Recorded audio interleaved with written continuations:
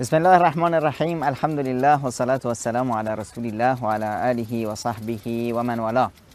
دوستان، بزرگان، مهتران عزیز، هر جای دنیا که هستید شادکام و خوشحال و خوشبخت و با سعادت باشید. موضوع امروزمون موضوع قصه صله رحمه، قصه قابیل و هابیل، دو فرزند آدم. بیایید واقعا تصور کنیم وقتی که آدم علیه السلام از بهشت اومد به این دنیا، همین دنیایی که ما توش هستیم، همین کوها و همین دشت و همین صحرا و همین سختی ها و همین خوشبختی ها. بله، حتما خیلی خیلی واسه آدم تغییر کرده بود. البته آدم میدونست که خداوند اون رو از بهشت بیرون نکرد، بلکه اون آورد. اصلا خداوند انسان رو آفرید برای دنیا رو آباد کنه که بعداً بره بهشت. اول بهشت رو بهش نشون داد تا دلگرم بشه و بدونه که واسه چه جایی میخواد خودشو آماده کنه. آدم علیه السلام روی زمین بود و حتما واسه بچه ها خداوند به آدم پسرهایی داد، دخترهایی داد و هوا دو قلو می آورد، یه پسر یه دختر. اولین بچهش هم قابیل بود با خواهرش، بعدش هابیل با خواهرش اومد و همینطور. آدم و حوا واسه بچه هاشون حتما تعریف میکردن تو بهشت و تعریف میکردن چیها شد چیها نشد و تعریف میکردن که چطور شیطان اونا رو گول زد. قابیل پسر بزرگ حضرت آدم یه آدم همچون تنبل مزاجی بود و کار کشاورزی رو شروع کرده بود، اما خیلی به تنبلی و به اصطلاح همینجور خودشو میکشید. برعکس هابیل یکم جوانمردتر بود و خیلی باحالتر. هابیل دامداری میکرد، اما خیلی آدم خوب و با خدایی بود و خیلی خوش اخلاق و مؤمنی و همون قدرت هایی که خداوند در اون گذاشته بود اونا رو شکوفا میکرد و ازشون استفاده میکرد. برعکس قابیل که قدرت هایی که خداوند توش گذاشته بود اونها رو نشناخته بود. ما در این قصه میخوایم بفهمیم که خداوند عادله. خدای عادل در هر انسانی قدرت ها و توانایی ها گذاشته. حالا این خود فردک میخواد اینا رو شکوفا کنه، ازش استفاده کنه، یا مثل قابیل میخواد اینا رو له کنه زیر پاش، ازش استفاده نکنه. در هر حال اینها با هم زندگی میکردن، اما شیطان هم همون قولی که داده بود اون رو بهش عمل میکرد. لأزینن لهم.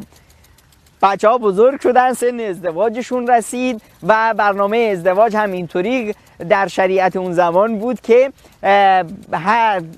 قابیل میتونه خواهر هابیل رو بگیره. اون دو قلوها نمیتونن خواهرای همدیگه رو به اصطلاح بگیرن، بلکه اون خواهری که بعدن اومده اونو میتونه باش ازدواج کنه. قابیل باید با خواهر هابیل میتونست ازدواج کنه و هابیل با خواهر قابیل. خب اینا همشون خواهر برادرن، یعنی شکلاشون خیلی خیلی به هم نزدیکه دیگه طبیعتاً. اما شیطان نه، گفت لأزینن لهم. شیطان رفت پیش قابیل گفت آی گول نخوری ها، خواهرتو ببین چقدر خواهرت خوشگله ها، اینو هابیل میخواد بگیره. اون خواهر اونو ببین ها، سیاه چرده لاغرو رو اونو میخوای تو بگیری. مثل هم بود از زیاد که با فرقی نداشتن. اما شیطان اونطور لأزینن لهم میکرد، اونا رو به هم گولیشون زد. هابیل رو نتونست، دستش به هابیل که نرسید. اونجا هم گفته بود که من نمیتونم، دستم الا عبادک المخلصین، من با عباد مخلص و با ایمان شما یا خدای منان، ای خدا من دستم به آدمای خوب نمیرسه، اما آدمای بد، آدمای شل، آدمای که مهارشون رو میتونم به دست بگیرم لگامشون کنم، اونا رو من باشون کار دارم. و متاسفانه قابیل آقای ما از این مجموعه بود. شیطان تونست اون رو گولش بزنه، حسادت رو توش شعله ور کنه. 6 تا صفات، این صفات 6گانه باعث شد که قابیل تا روز قیامت رمز قتل، رمز جنایت، رمز خودخواهی باشه. این 6 صفت رو با هم مرور میکنیم و سعی میکنیم که یکیشون رو نگذاریم تو ما باشه. 6 صفتی که قابیل رو از بین برد، یکیش تکبر و غرور، دومیش حسادت، سومیش بخیلی، چهارمیش طمع و حرص و آز و پنجمیش لجبازی و ششمیش هم عصبانیت. خب وقتی اومدن پیش پدر و شکایت کردن، خب به هر حال وضع خانواده بحرانی شده. پدر اینها رو نصیحت کرد که شما قربانی بدید در راه خدا تا ببینیم که کدوم پیش خدا عزیزه. اومدن قربانی بدن. چیکار کردن؟ آقا قابیله تنبله رفت یکم میزم و از زمین کشاورزی ها و یه چیزای بسیار پوچی رو آورد و گذاشت قربانی. برعکسش هابیل رفت یک گوسفند چاق و چله و خوبی رو آورد داد قربانی. قربانی هابیل پذیرفته شد، قربانی قابیل پذیرفته نشد. اینجا بود که اومد گفت لاقتلنک، من شما رو میخوام بکشم، میکشمت، پدرتو در میارم. خب این قابیل عصبانی لجوج. خب ببین همین چیزی که خداوند متعال به پیامبر میگه که برای ما و برای بشریت این رو بگو. حالا شما تصور کنید همین تصویر آیه قرآنی رو که پیامبر خدا رو داره به اصطلاح میگه وَاتْلُ علیهم، خداوند به پیامبرش میگه وَاتْلُ علیهم نبأ ابنی آدم، بخون واسه این ملت برای بشریت قصه ابن آدم، دو تا پسر آدم، و بالحق اذ قربا قربانا فتقبل من احدهما ولم يتقبل من الاخر، از یکیشون قبول شد از یکی دیگه قبول نشد. قال لاقتلنک، گفت که من میکشمت. قال انما يتقبل الله من المتقین، هابیل گفت والله گناه من چیه؟ تو مشکلت با خداته، مشکلت با من چی؟ خدا قربانی تو رو قبول نکرد به خاطر اینکه خودت ناشوری، برو خودتو درست کن. و اما قابیل دیگه تصمیم گرفته بود که من باید تو رو بکشم، میکشمت. حالا و این کارشو هم کرد، رفت و برادرش رو کشت. بله برادرش رو کشت و این جنایت بزرگ رو در تاریخ، اولین جنایت آدمکشی رو قابیل به نام خودش ثبت کرد و از خاسران و از بدبختان و از نیگونبختان شد و برادرش رو کشت و بدین صورت اولین کسی که صله رحم رو شکست قابیل بود. بله صله رحم. پیامبر خدا صلی الله علیه و سلم یه روزی با صحابه نشسته بودن، گفتن که ببینید کسی که مشکلی با رحمش داره، با خویشانش مشکل داره، پیش ما نشینه. یک جوونی بود بلند شد زودی رفت پیش خالش و از خالش خواست، گفت که منو ببخشید من در حق شما کوتاهی‌ها کردم و اینا، و خالش اون رو بخشید و این شد که اون از خالش معذرت خواهی کرد. بعد برگشت در مجلس پیامبر خدا صلی الله علیه و سلم. این بود که پیامبر خدا صلی الله علیه و سلم بعد از اون فرمودند که کسی که رحمت خدا بر قومی که در اونها یک کسی باشه که با خویشاونداش خوب نیست، با صله رحمش خوب نیست، بر اون قوم رحمت خدا نازل نمیشه. دوستان اگر کسی هست که پیش شماست، نزدیک شماست، مشکل داره با خویشاش، اون رو برید اصلاحش کنید و نگذارید که اون باعث بشه که رحمت الهی بر شما نازل نشه. وقتی که خداوند بشریت رو خلق کرد، رحم اومد پیش خدا، گفت یا الله یا خدا به داد من برس از اینایی که منو به من نمیرسن، قطع صله رحم میکنن. خداوند متعال به رحم گفت ای رحم، آیا راضی نمیشی که هر که صله رحم کرد من هم اونو دوست داشته باشم، با اون باشم، و هر کس که قطع صله رحمش کرد من هم اون رو قطعش کنم، از دربار کرم خودم، از سخاوت خودم اون رو محرومش کنم. اون وقت بود که صله رحم گفت بله بله خدایا من راضیم، اگر قرار رضایت شما بر رضایت من گره بخوره، شادی شما، خوبی شما، خوشی شما با خوشی من گره بخوره، من راضیم. اگه خشم شما بر کسیه که منو قطع صله رحم کرد، من راضیم. یه میان برنامه میبینیم و برمیگردیم و ادامه ماجرا رو با هم دنبال میکنیم. عرض سلام مجدد. بله قابیل کار خودشو کرد، گفت که من میکشمت و آخر هم دست به جنایت زد و برادرش رو کشت. برادرش رو کشت. بعد از اون اومد چه کار کنم چه کار نکنم، چه غلطی کردم، اومد که پشیمون بشه. اما پشیمون از چی؟ پشیمون از جنایتش توبه نکرد. اما این بود که چیکار کنم. حالا این بود که جسد برادرش رو بلند کرده بود این ور اون ور میرفت، نمیدونست چه کار کنه، تا اینکه یک کلاغی اومد، یک کلاغ مرده‌ای بود، اینو گرفت، چاله‌ای کند، انداخت توش و بارش داد و قابیله همچین داره نگاه میکنه. ای بابا من از این کلاغم کمترم، عقلم به اندازه این کلاغم نیست.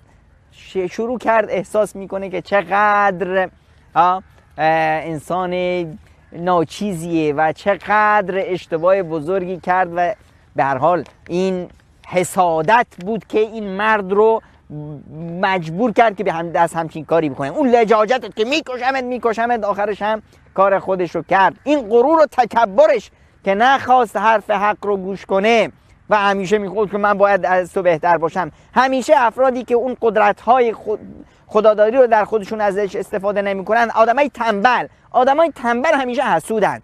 وقتی میبینن کسای دیگه دارن پیشرفت میکنن میگن من چرا پیشرفت نکنم. همیشه میخواد که یا همه مثل خودش تنبل باشن یا همه مثل خودش بدجنس باشن، یا اینی که به اصطلاح نخواد که دیگران هم به اصطلاح رشد کنن. حسادت یک بیماری بسیار بسیار مهلکی است که ما دیدیم چطور این قابیل بدبخت با این حسادتش به این خسران و بدبختی رسید و برادرش رو اینطوری کشت. این بود که پیامبر خدا صلی الله علیه و سلم همیشه به ما رو نصیحت میکرد و میگفت ایاکم والحسد، از حسادت دوری کنید، چرا که حسادت همونطوری که آتیش هیزمو از بین میبره، حسادت حسنات و نیکوهای انسان رو از بین میبره. این حسادت اولین گناهی که خداوند با اون نافرمانی شد در روی زمین همین حسادت بود که باعث شد شیطان نافرمانی خدا کنه و ملعون و طرد شده بشه از رحمت الهی، و حسادت بود که باعث شد قابیل بیاد برادرش رو بکشه. و این بود که ما همیشه در قرآن هم میخونیم قل اعوذ برب الفلق، آخرش چی؟ من شر حاسد اذا حسد، از حسادت و اینا دوری کردن. حالا اگر کسی قلبش حسادت داشت، چطور این حسادت و این حسودی رو از قلبش دور کنه؟ باید همیشه یادآوری کنیم، به خودمون تذکر بدیم بابا با حسودی نمیتونی به جایی برسی، با حسودی نمیشه کاری کرد. به حسادت باعث میشه که خودت داغون بشی، به کسی دیگه ضرر نمیتونی برسونی، مگر اینکه حرکت کنی باز حسادت باعث بشه که مثل قابیل بری یک حماقتی رو انجام بدی و برادرت رو بکشی یا به یک دوستی یا عزیزی ضرری برسونی. اما در خودت همین حسادت تو رو نابود میکنه. همینی که چشمت بیکیا باشه چرا اون اینطور شده، من باید برسم به اون، این نباید به این نعمت برسه، نباید موفق بشه، نباید فلان بشه. وقتی احساس کردی دیگران موفقیتی رسیدن، پیروز شدن، چیزی به دست آوردن، دوستت، رفیقت، برادرت رئیس شد، مدیر شد، یک عالمی شد، دانشمندی شد، پولی به دست آورد، ثروتی به دست آورد، تو خوشحال شدی از موفقیت‌های دیگران بدون که تونستی این حسادت رو از قلبت پاک کنی. و همیشه باید بدونی که این حسادت از صفت‌های یهودیان و موذیانه، مگه نه؟ وقتی که اهل کتاب میدیدن کسی مسلمون میشد میومدن از باب حسودی میخواستن کاری کنن که اونو گمراهش کنن که چی؟ ما که بعدیم دیگران هم بد باشن. نمیخواد خودش رو اصلاح کنه. قابیل میتونست خودش رو اصلاح کنه، اون قدرت هایی که توش هست اونها رو به کار بگیره و موفق بشه، اما نه واسه خودش خیر میخواست نه واسه دیگران. اما وقتی که ما میایم تو صحابه پیامبر اکرم صلی الله علیه و سلم تو قرآن میبینیم قرآن چطور انصاریا رو مدح میکنه. انصاریا اونهایی بودن که وقتی مهاجرین اومدن خوشحال شدن از موفقیت های مهاجرین، خوشحال شدن، حسودیشون نکردن، هیچ تو قلبشون هیچ کینه و حقد و حسادتی بر علیه اونها نداشتند. والذین تبوأوا الدار والایمان من قبلهم یحبون من هاجر الیهم، اونایی که به طرفشون هجرت کردن دوستشون دارن. ولا یجدون فی صدورهم حاجة مما اوتوا، حسادت نمیورزند از این چیزی که موفقیت هایی که انصاریان به اون رسیدن. اگر حسادت تو قلبت هست، ایمان تو قلب انسان، حسادت و ایمان، حسودی و ایمان جمع نمیشه. معنای کسی که حسوده یعنی اینی که ایمانش ضعیفه، باید بره ایمانشو درست کنه. کسی که حسوده یعنی اینی که اخلاصش کمه، کارش واسه خدا نیست، باید بره رابطه خودش رو با خداش درست کنه. اخلاص و همه کارا همه چیز مد نظرش خدای یکتا باشه و رضایت پروردگار یکتا و اون روح و قلب موسی رو داشته باشه. وقتی موسی رو پیامبر خداوند متعال به پیامبری انتخاب کرد چی گفت؟ گفت یا خدایا برادر منم با من بفرست، اون خیلی بهتر از من میتونه حرف بزنه. شروع کرد تعریف میکنه برادرش رو که اون رو خداوند هم به پیامبری انتخاب کنه، نه اینکه من پیامبر شدم، من موفق شدم، اون بشه هر چی که میخواد بشه. نه. وقتی که از روزها پیامبر خدا صلی الله علیه و سلم فرمودن که اگر کسی رو میخواید از اهل بهشت ببینید فلانی، ببینیدش 3 روز تکرار این طرف رو پیامبر اهل بهشت معرفی کرد. آخرش یکی از صحابه عبدالله ابن عمرو گفت من برم ببینم این چیکار میکنه. رفت خونهش 3 شبانه روز مهمونش شد، دید بابا این هیچ کار خاصی نمیکنه. اومد گفت آقا شما چیکار داری میکنی که پیامبر خدا صلی الله علیه و سلم 3 بار به شما مژده بهشت داد؟ والله همینی که دیدی. بعد بلند شد رفت گفت والله من چیز خاصی ندیدم. همین که رفت گفت یه چیزی هم هست، البته اینی که من حسادت هیچ کسی رو تو دلم نمیزنم، از هیچ کسی حسودیم نمیشه و هیچ مسلمانی رو گول نمیزنم، هیچ انسانی رو من گول نمیزنم. خب گفت بله پس همینه چیزی که شما رو پیش خدا عزیز کرده و اگر حسودی رو میخوای از در قلبت از بین ببری، همیشه واسه اون کسی که ازش حسودی داری واسه اون دعا کن و از اون بیشتر بخوا، واسهش بیشتر بخوا. اگر مال و ثروتی داره دعا کن که خداوند مال و ثروتش رو بیشتر کنه. اگر دختر خانومی هستی و از دوستت حسودی میشه که خوشگله، دعا کن که خوشگل‌تر بشه.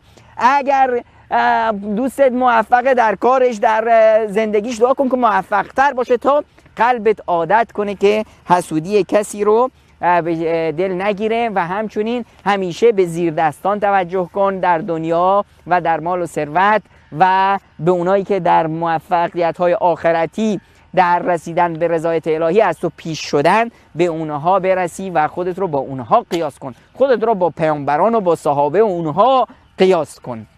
انشالله در جلسه بعد قصه دیگه ای خواهیم داشت از قصه های قرآن کریم و شما رو میخواییم که با ما همراه باشید.